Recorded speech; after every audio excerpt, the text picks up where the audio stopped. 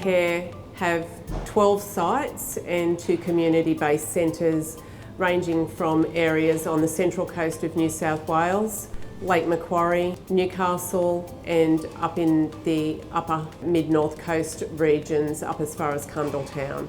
We're providing about 15,000 meals a week out of here, including the provision of texture modified meals, as well as additional special diet requirements and catering requisitions as well. My first introduction to the Love Food Hate Waste program was when we started actually measuring our food waste here at Toronto Nursing Home. Part of that program was to actually go through day by day and measure all the waste that was produced, and then we realised how much we were actually sending to landfill when it came to food waste. The food waste review was very important for us during the process because it enabled us to weigh all of the food and the liquids that were going out of the kitchens on a daily basis. And once that review was done, when we came back and redid the audits at a later date, we found that we actually halved what food was sitting in the kitchen that was going out into green waste.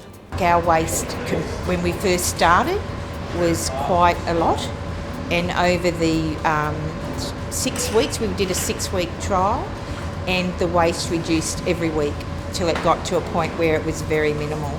From my point of view, it was very interesting to see from the both perspectives. So from us here as a food production unit, but also the information coming back from the sites. How much waste was being left over from what we were sending out of here.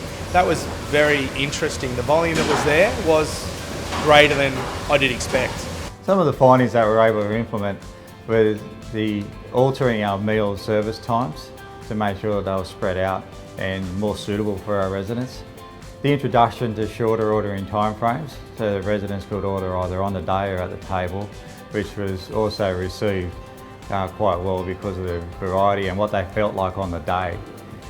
The reduction of portion control on pre-packaged products and change those for fresher portion products as required, and reviewing our portion sizes in regards to what we required to be on the plate and also in the glass as well. Because beverage food waste was also quite a high and a considerable part of the measure. It was great. I had staff, taking bins downstairs and bringing clean bins back in, so they were getting on board with it, and we were monitoring everything that we were doing. We had sheets where we were writing down how much wastage. We were weighing our wastage in the beginning, so we were writing all that down, and they were very good. Yeah, they were fabulous. It was great teamwork. I would say that it's actually easy to implement, that weighing your food and diverting that food from landfill isn't as difficult as it seems at first. You can do it, and staff actually enjoy knowing that they're contributing to better outcomes for our environment. I think that the thing that we take out of this is if you can't measure it, you can't manage it. And by managing the processes, we can then get some gains for our environment across the board. I encourage other providers to participate.